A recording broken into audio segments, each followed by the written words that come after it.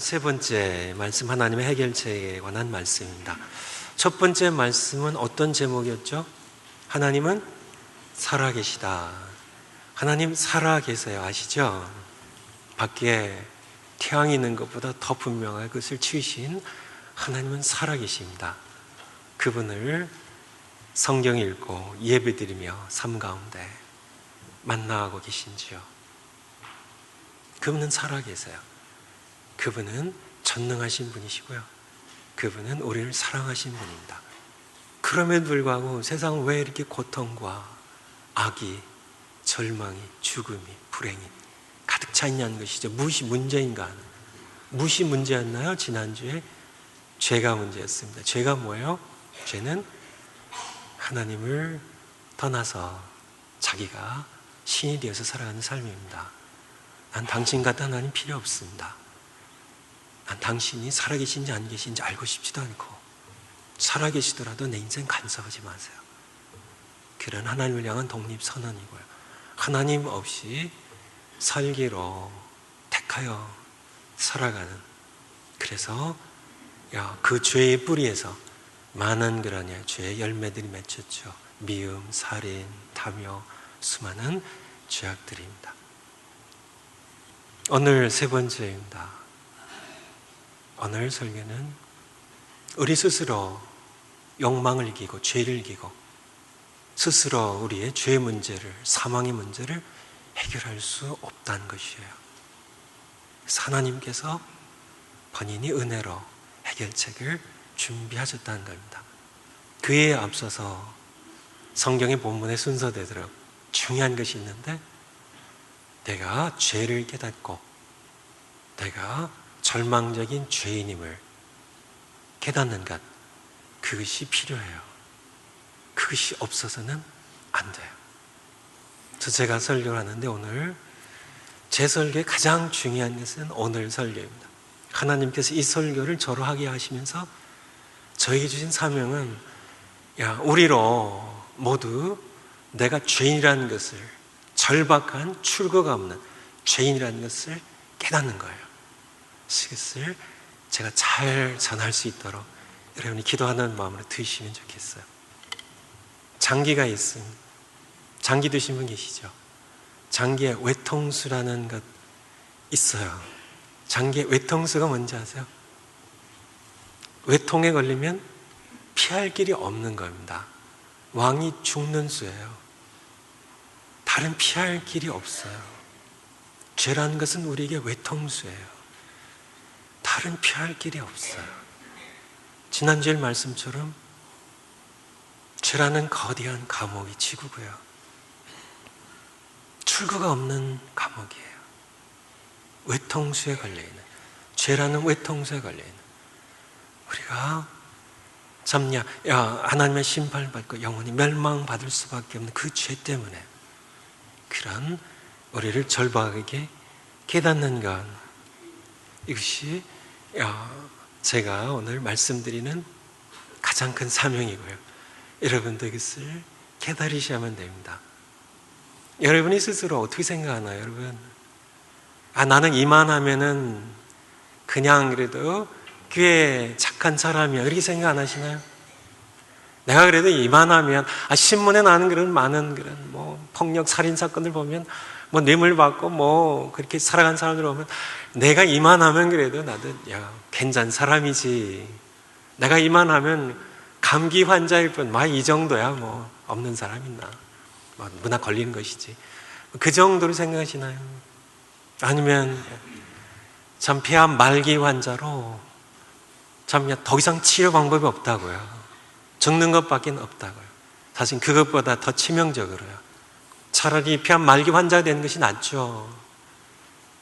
100% 치사율에 죄라는 그런 사망의 병을 앓고 있는 그런 존재라는 것을 깨닫는 것이 오늘 저와 여러분이 해야 될 가장 중요한 설교의 내용이에요. 지난주의 말씀 가운데 보면 3장 10절입니다. 기록한 바 의인은 없나니 하나는 있다고요? 아니죠. 하나도 없어요. 하나도 없어요. 의인은 없나니 하나도 없어요. 아무도 없습니다. 아무도 스스로 하나님을 찾는 자도 없고요. 하나도 없어요. 그러므로 사람들을 다 구분한다면, 여기 있는 분을 다 구분한다면 죄인과 의인으로 구분할 수 있을까요? 천만의 말씀입니다. 전부 죄인이에요. 우리는 죄인과 의인으로 구분할 수 없어요. 그렇다면요, 구분할 수 있는 방법은 하나 있습니다. 전부 죄인인데요, 자기의 죄를 절박하게 깨달은 죄인과 자기가 죄인인지 죄를 깨닫지 못한 죄인, 그렇게 구분이 있을 뿐입니다. 요한복음 8장에 보면 예수님께 서기관과 바리새인들이 한 여인을 끌고 옵니다. 어떤 여인인가? 간음하다가 현장에서요, 남자는 도망쳐버리고 어떻게 된지는 잘 모르고요, 성경에 나와 있지는 않죠. 어쨌든 도망쳤고요. 거의 없으니까 여자만 끌고 왔어요. 얼마나 수치스러웠을까요? 현장에 잡혔으니까 점령 옷도 제대로 걸치지 못했겠죠. 아마 거칠게 밀치며 끌고 왔겠죠. 그 비참함, 그 고통. 예수님께 묻습니다. 율법에는 돌로 쳐 죽이라고 했는데요, 예수님 당신은 어떻게 말씀하시냐고요. 예수님께서는 땅에 그냥 엎드려서 글을 쓰십니다. 예수님께 재촉을 하죠. 예수님 일어나셔서 말씀하십니다. 너희 중에 죄 없는 자가 있으면 먼저 돌들어 치라고요. 모두 죄인입니다. 의인은 예수님 한 분밖에 없어요. 그분은 하나님의 아들이시고 의로운 분으로 이 땅에 오셨습니다. 우리는 모두 죄인일 뿐이에요. 죄인인데 두 가지 죄인이 있을 뿐이에요. 현장에 잡힌 그 여인처럼 자기가 죄인이라는 것을 깨달을 수밖에 없는 처참한 고통 가운데, 절망 가운데 있는 그런 죄인이 있습니다. 다른 죄인입니다. 다른 죄인. 예수님 말씀하신 것처럼 너희도 죄인이라고요. 너희 중에 죄 없는 자가 있으면, 자기의 죄를 깨닫지 못하고 참여 다른 사람의 죄에 돌을 드는 그런 죄인입니다. 자기가 죄인 줄 알지 못하는 죄인이에요. 이런 구분밖에 없어요. 누가복음 15장에 보면 세 번째 비유가 탕자 비유입니다. 둘째 아들, 탕자 맞아요. 죄인입니다. 자기가 스스로 고백합니다. 내가 하늘과 아버지께 죄를 지었다고. 내가 죄인이라고요. 죄인이라고요. 고통 가운데, 절망 가운데, 수치 가운데 내가 죄인이라고요. 그런 죄인들이 있고요. 큰아들입니다. 큰아들은 누가복음 15장 1절부터 보면 바리새인과 서기관들이에요. 불평하는, 죄인과 함께 예수님께서 음식을 먹는 것을 보고 불평하고 비난했던 이분이, 예수님이 왜 죄인들하고 음식을 먹냐고요. 의인인 자기들하고 어울리면 어울렸지. 큰아들, 더 골치 아픈 죄인입니다. 자기가 죄인인 줄 모르는 죄인입니다. 여러분 어디에 속하시는지요? 여러분 어디에 속하시나요? 내 죄를 깨닫고요, 가슴 아파하고요, 가늠하다 현장에 잡힌 여인처럼요, 나도 죄인입니다. 나도 현장에 있었고요, 나는 그냥 죄에 굴복할 수밖에, 욕망에 굴복할 수 없는, 난 죄인입니다. 그런 죄인인지요? 아니면 죄인을 향하여, 죄 지은 사람을 향하여 돌을 드는 서기관 바리새인과 같은, 참 큰아들 같은, 당신의 이 아들이, 자기 동생이라고도 하지 않습니다. 당신의 이 아들이 아버지의 재산을 장기와 함께 먹어버린 그런 이 죄인인 이 아들, 이 아들이 오니까 아버지가 영접했냐고요. 나는 이렇게 아버지를 충성되게 이렇게 일을 했는데, 그런 큰아들과 같은 죄인인지 알지 못한 그런 죄인인지, 둘 중에 하나입니다. 의인은 없어요. 칭의를 정확하게 여러분 이해하셔야 됩니다. 칭의는 우리를 의인이 되게 하신 게 아니고요, 칭의는 예수 그리스도의 의를 옷 입듯이 덧입는 겁니다. 나는 여전히 죄성 있는 죄인이에요. 의롭다고 칭해 주신 겁니다. 내가 의인이 되는 것이 아니고요. 그래서 성화가 필요한 겁니다. 그냥 죄인인 우리를 은혜로 예수 그리스도의 의를 덧입혀 주셔서, 의롭다고 칭해 주셔서, 예수님이 의인이시고요, 나는 여전히 죄인인데요, 하나님과의 원수인데요, 의롭다 칭해 주신 겁니다. 그것 외에 다른 구원의 길이 없겠으니까요. 그래서 우리가 참 그런 예수 그리스도의 의를 덧입고 나는 여전히 죄의 속성을 가졌지만, 여전히 유혹에 약하지만, 여전히 교만해지고, 여전히 분노하고, 여전히 탐욕과, 여전히 정욕과 쉽게 빠진 그런 나이지만 나에게 의를 덧입혀 주신 예수님을 향하여 자라가는 성화의 필요성, 그래서 생긴 겁니다. 여전히 내게 죄의 속성 남아있기 때문에 사도 바울처럼 날마다 자신을 죽이면서 초소 복종시키면서 내가 그리스도 함께 십자가에 못 박겠다고 하면서 날마다 자신을 십자가에 못 박으며 정과 욕심을 못 박으며 그리스도의 사람들입니다. 예수님께 순종하는 삶을 살아가는 그러한 여러분에게 묻는 겁니다.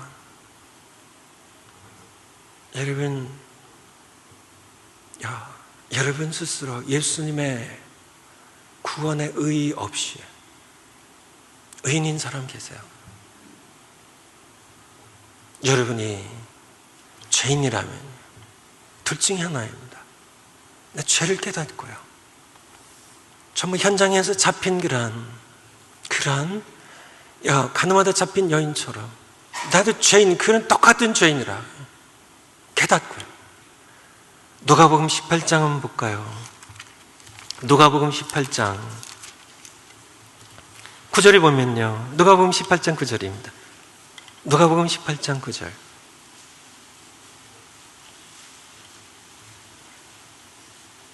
누가복음 18장 9절입니다. 또 자기를 의롭다고 믿고 다른 사람을 멸시하는 자들에게 이 비유를 말씀하시되, 자기를 의롭다고 믿고 다른 사람을 멸시하던 자가 그 당시에 누구였나요? 바리새인과 서기관들입니다. 율법을 열심히 행하던 자들이죠. 자기를 속이고 위선에 빠진 그런 그들이죠. 자기들도 죄인인데. 예수님의 비유입니다. 두 사람이 기도하러 성전에 올라갔는데 하나는 누구예요? 바리새인이고 하나는 세리입니다.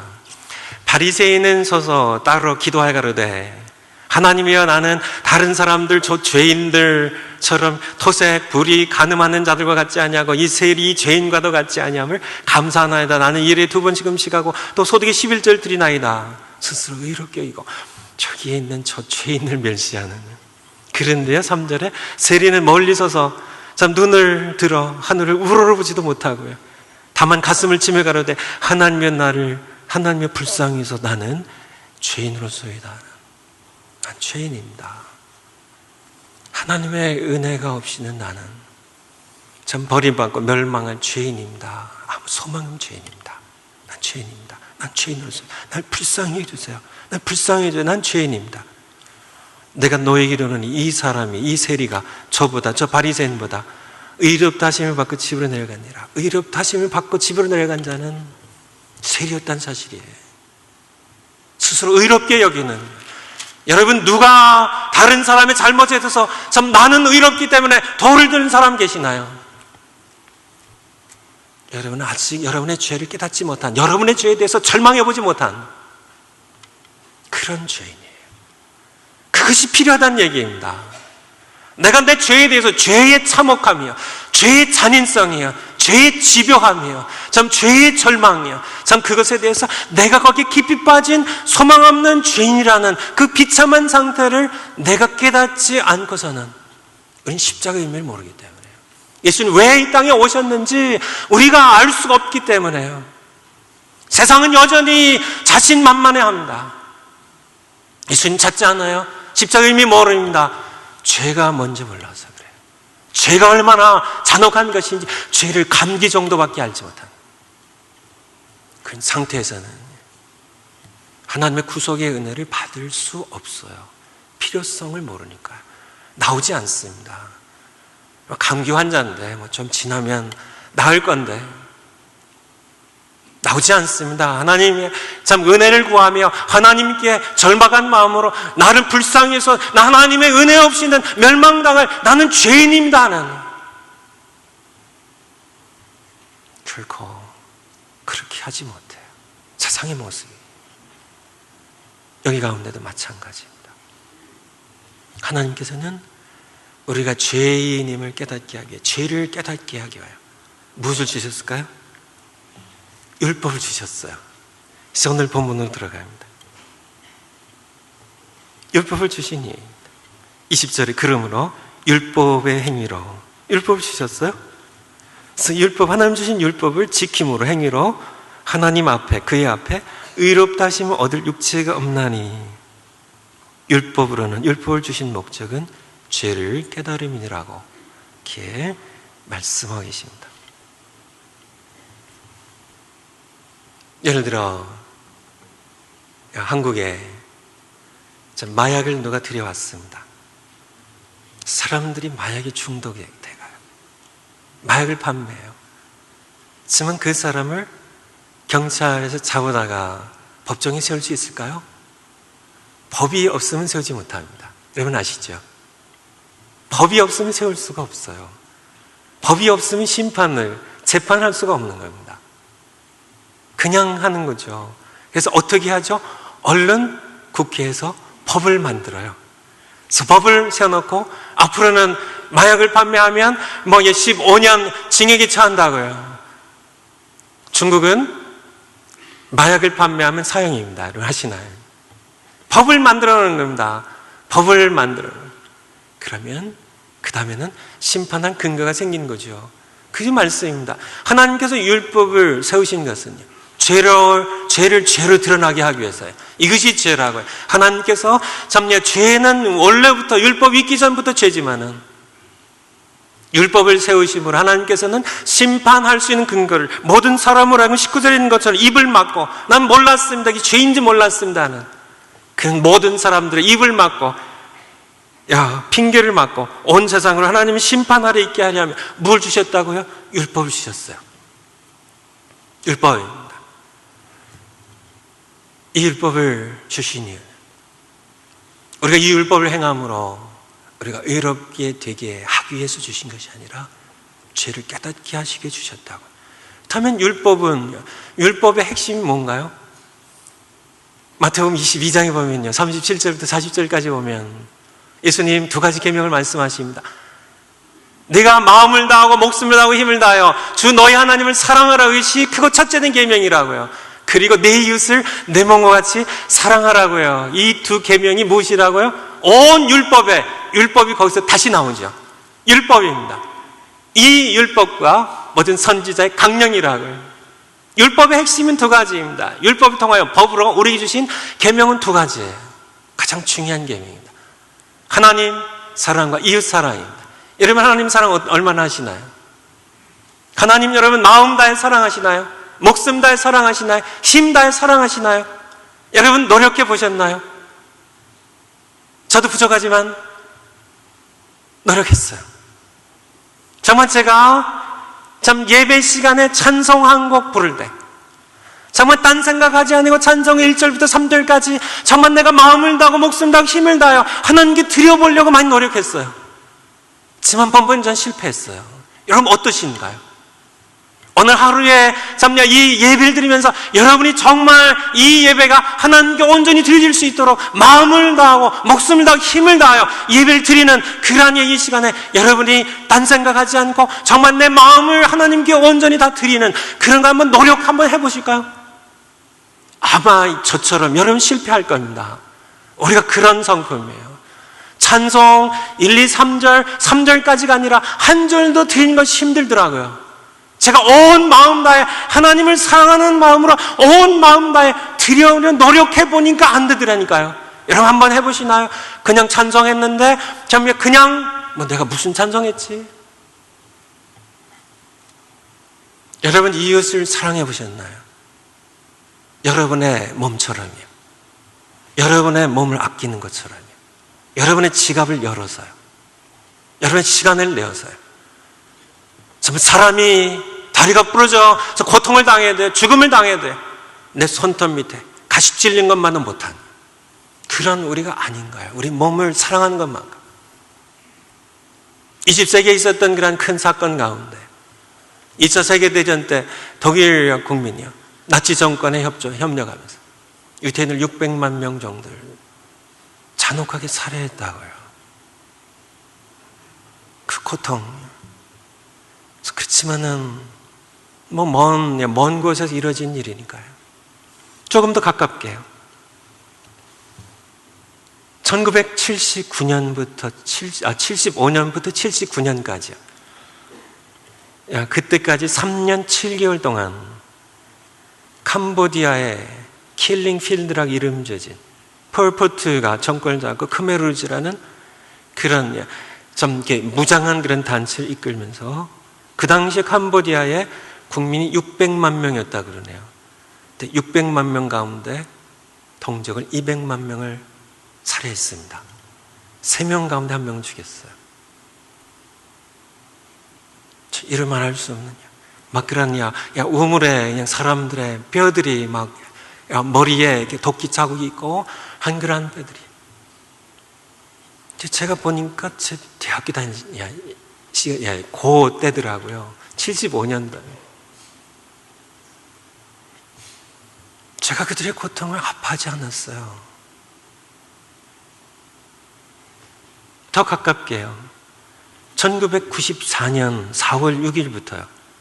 약 100일 동안입니다. 지금부터 19년 전이네요. 르완다에서요. 르완다에 주된 두 종족이 있는데 투치족과 후투족입니다. 후투족이 투치족을 살해하기 시작했는데요. 100일 동안 후일에 공식적인 르완다 정부의 통계에 의하면 117만 4천 명을 학살했네요. 100일 동안이에요. 날마다 1만 명 이상씩이 평균으로 낸다면요.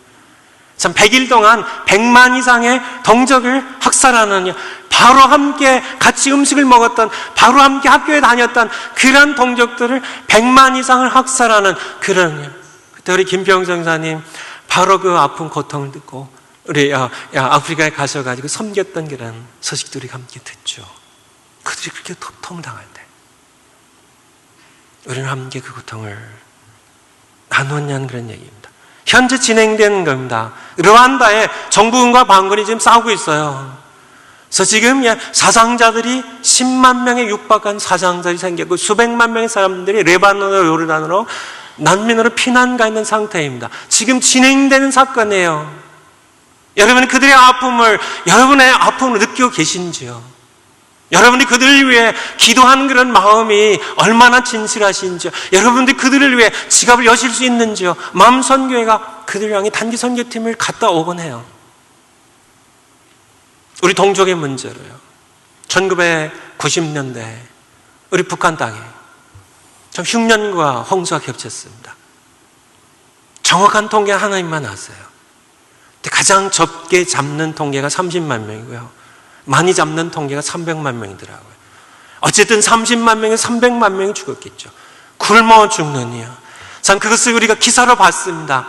우리가 TV로 봤어요. 참 그 소식들이 들었어요. 우리의 핏줄입니다. 그들이 굶어 죽었어요. 참혹한 가운데 자식이 굶어 죽어가는 그런 것을 견디다 못해 압록강을 뛰어넘었고요. 참내 두망을 뛰어넘어서 구걸했어요. 참내 인신매매로 여성들이 팔려갔습니다. 나이 많은 그런 중국의 남성들에게 성놀이개로 팔려가서요. 참내 손발이 묶인 채 참내 성적으로 학대를 당하고 그렇게 참내 우리 동지 그렇게 할 때 여러분의 마음이 얼마나 그들의 아픔을, 그들의 참 슬픔을, 고통을 나누었냐는 얘기입니다.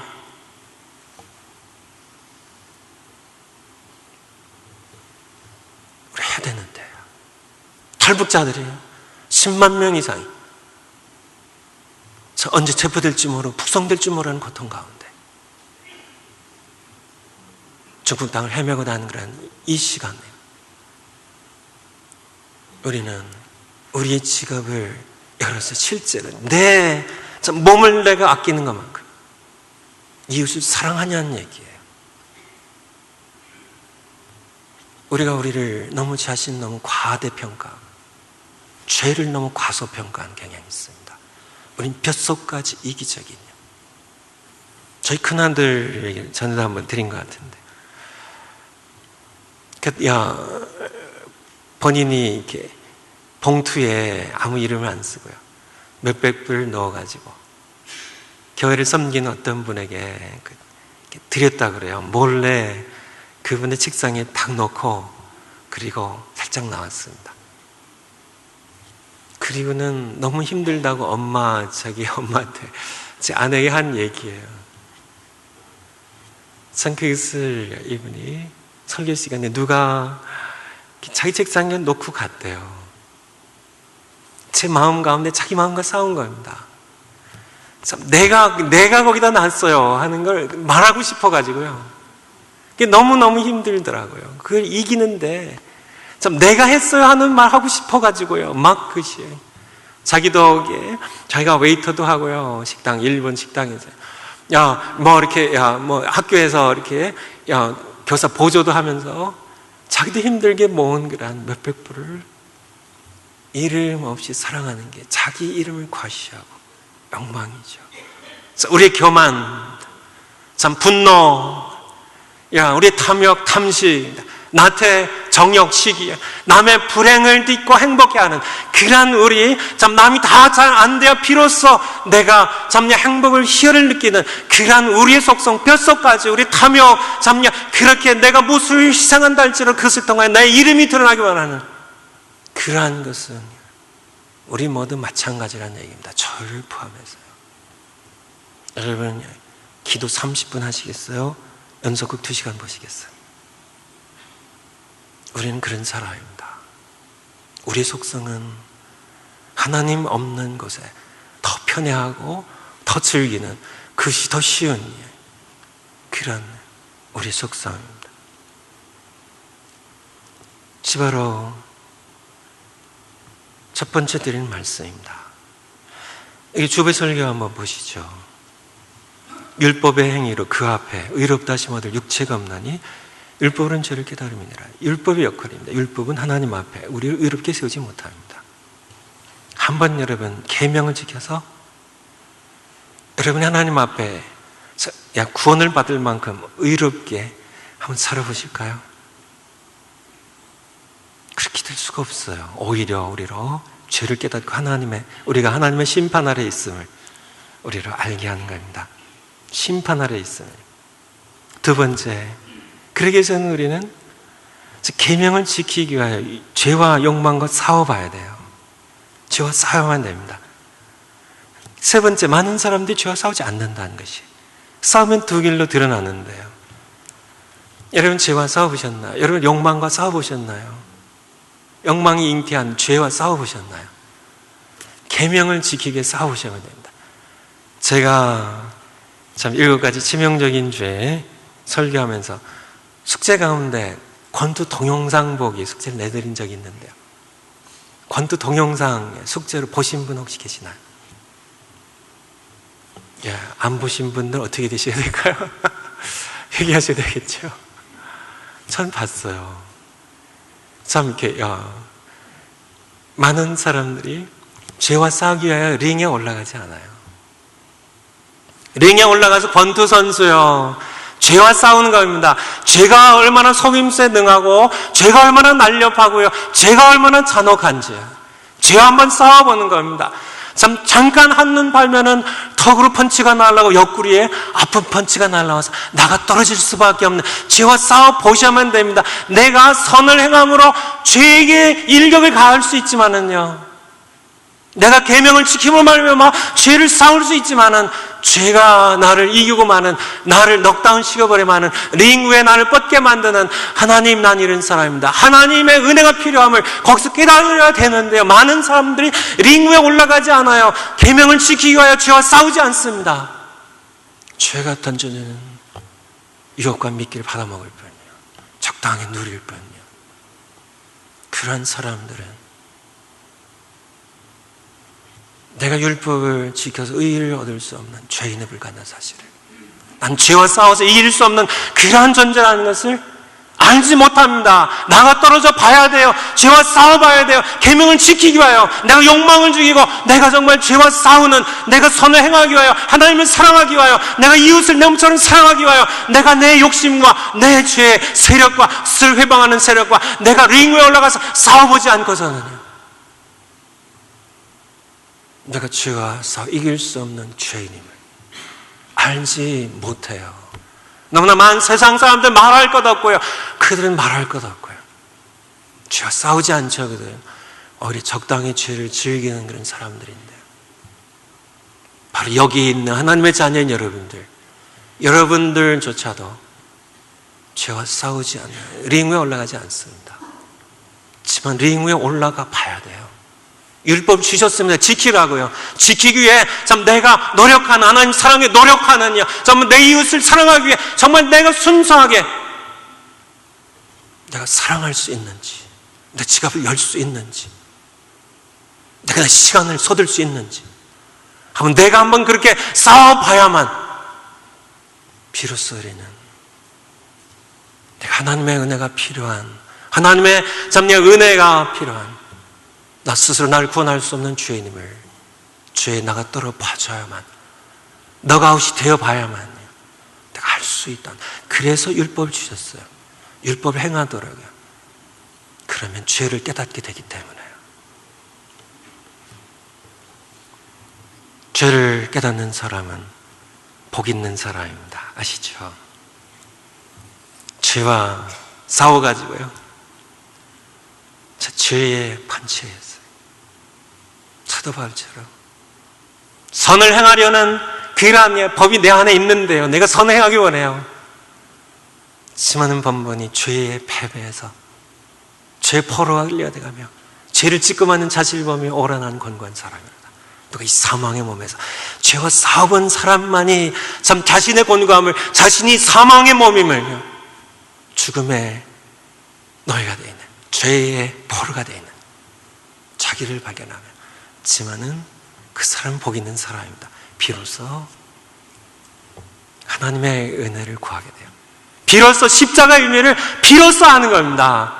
그 이전까지 몰라요. 그냥 이게 성경에서 내가 죄인이라고 그러니까 내가 죄인인가 봐. 예수님 나를 위해 내 죄를 지고 죽으셨다 그러니까 내가 위해서 죽으셨나 봐. 지적으로 동의할 수 있지만, 내가 신념으로 내가 믿고자 할 수 있지만 아니에요. 아직이에요. 먼저 내가 참 죄와 부딪혀서요, 내가 죄인임을, 절박한 죄임을, 하나님의 은혜 없이는, 구속의 은혜 없이는 내가 나를 결코 구원할 수 없는 그러한 죄인임을 내가 절박하게 참 죄와 싸워서 내가 너가웃이 되어서 내가 참 누가 나를 건져내라는 절박한 마음 가질 때 비로소 예수님이 이 땅에 왜 오셨는지를 알게 되고요, 십자가의 의미를 비로소 알게 됩니다.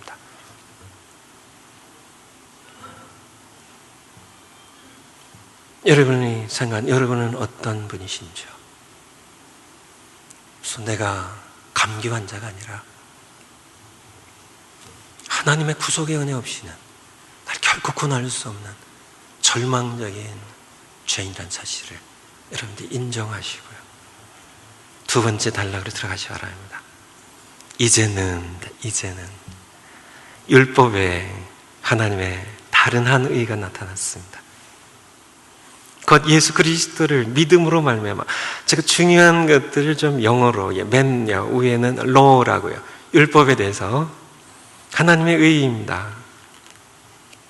곧 예수 그리스도를 믿음으로 말미암는, 참 믿음을 통해서 주시는 중요한 말씀입니다. 모든 믿는 자에게 미친 하나님의 의인이 차별이 없느니라. 이게 율법을 통해 얻으려고 하는 의와 대조가 되는 겁니다. 아시겠죠? 우리가 스스로 율법을 통해 의롭게 될 수 없기 때문에요. 우리에게 하나님께서 우리에게 자신의 의를 주신 겁니다.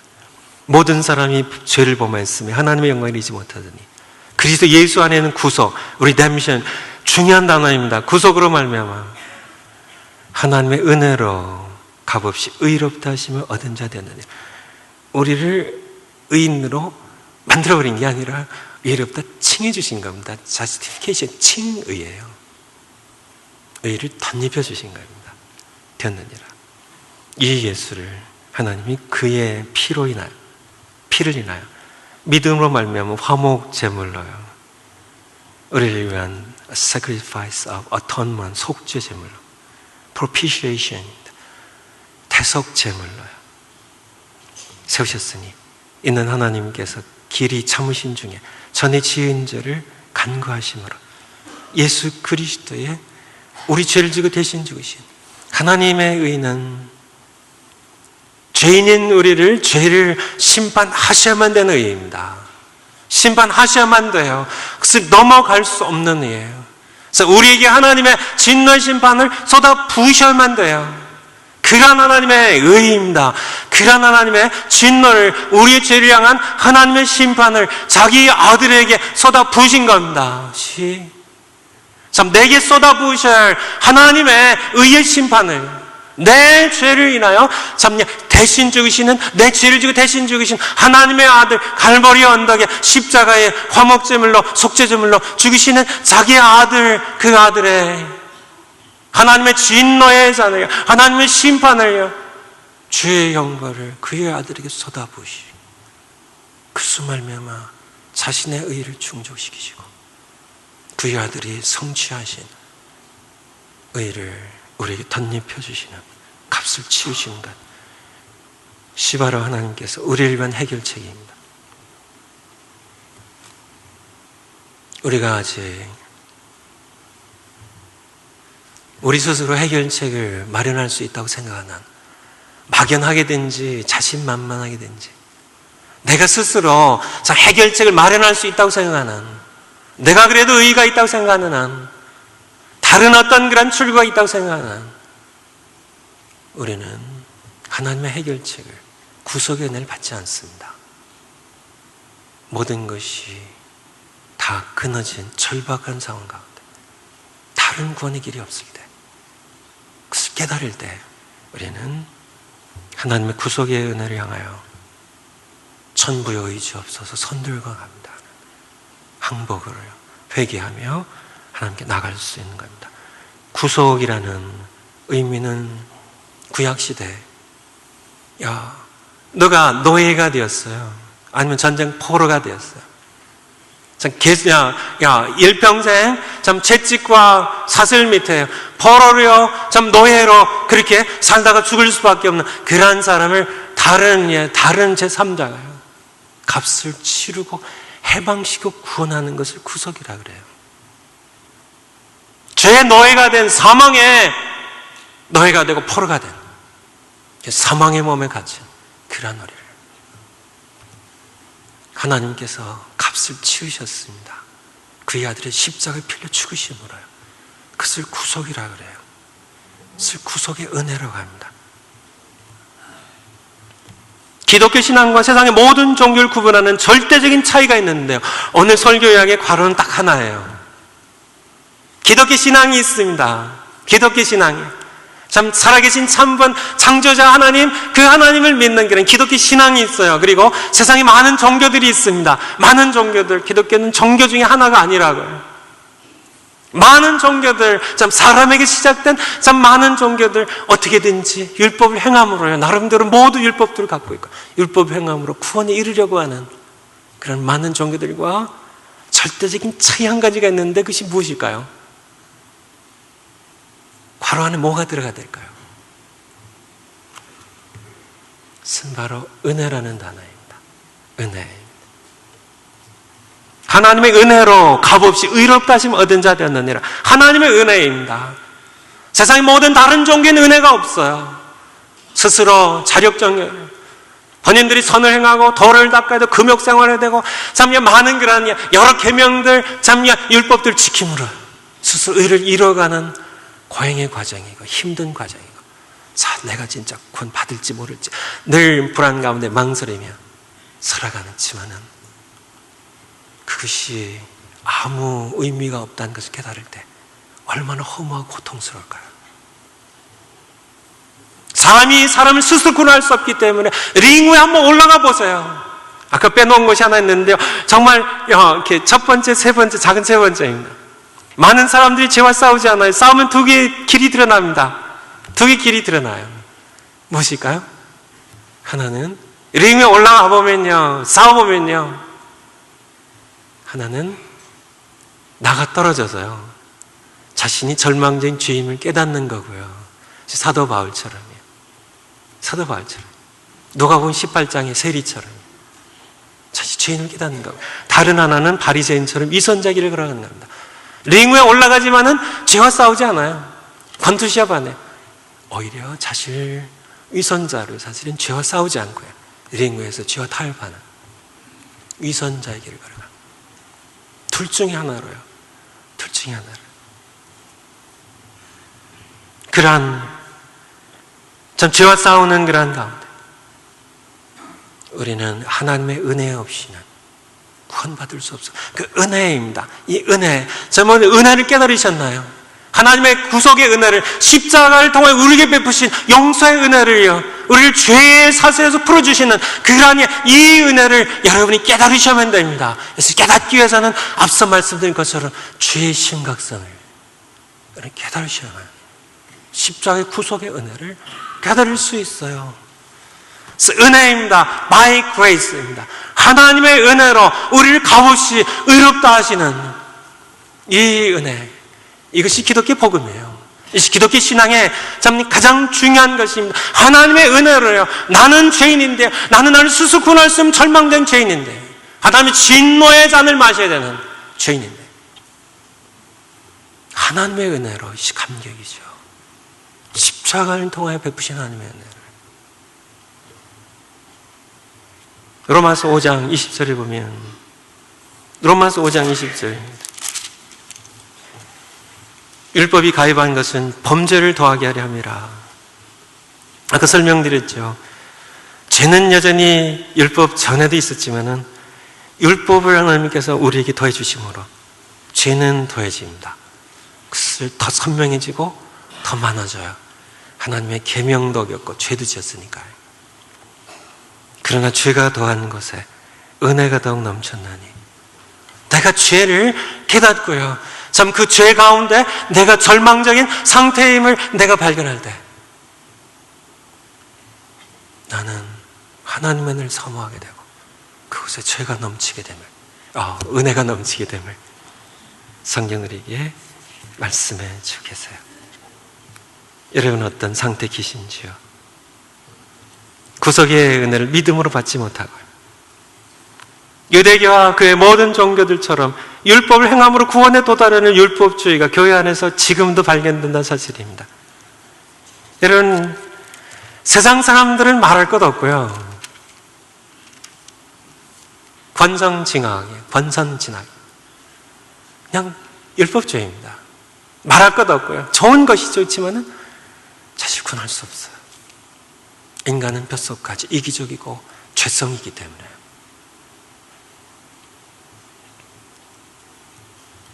세상 사람들 말할 것 없고요, 교회 안에서도요, 다른 모든 종교들 다 말할 것 없고요, 교회 안에서도 율법을 행함으로, 초대교회도 있었습니다. 그렇죠? 당신들, 이방인 당신들 할례하지 않으면 당신들 구원받지 못합니다. 율법주의죠. 갈라디아서 그렇게 얘기하고 있죠. 갈라디아서 5장에 보면은 3절입니다. 내가 할례를 받는 각 사람에게 다시 증거하노니, 자, 율법을 행해야 된다, 그래 구원 얻는다고 율법을 행하는 각 사람에게 다시 증거하노니 그는 율법 전체를 지킬 의무를 가진 자라고요. 율법 안에서 의롭다 하면 어디하는 너희는, 모든 종교인들 너희는 그리스도에서 끊어지고 은혜에서 떨어진 자로다. 그렇게 구원받으려면 율법 전부 지켜서 한번 그것을 통하여 구원 받아보라고요. 예수 그리스도의 십자가를 통해 주신 구속의 은혜와는 상관없는 자라고요. 모든 종교의 율법주의는 십자가의 은혜를 거부합니다. 우리는 은혜를 발견해야 돼요. 은혜를 깨달아야 돼요. 그 은혜를 깨닫기 위해서는 우리는 나의 죄인됨을 먼저 깨달아야만 합니다. 숙제입니다. 첫 번째 숙제는 아직 구속의 은혜를 경험하지 못한 분들입니다. 성경을 읽고 죄와 싸우며 계명에 순종하며 살아보십시오. 그러기 위해서 주신 거예요. 율법을 행해보세요. 율법 안에 있는 중요한 계명들 지켜보세요. 하나님 사랑해보세요. 온 마음 대 목숨 대 사랑해보세요. 그분은 여러분을 이렇게 사랑하셨습니다.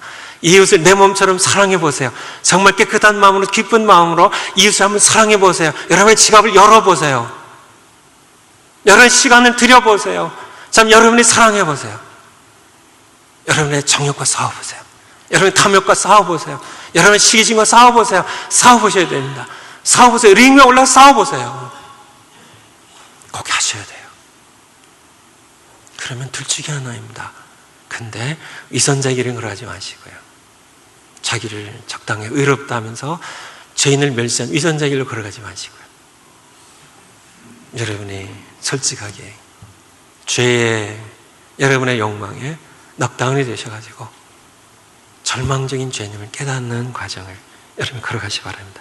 내가 죄인임을 깨닫고 은혜를 주시는 구속의 은혜를 선물로 받는 그런 여러분들이 되시기 바랍니다.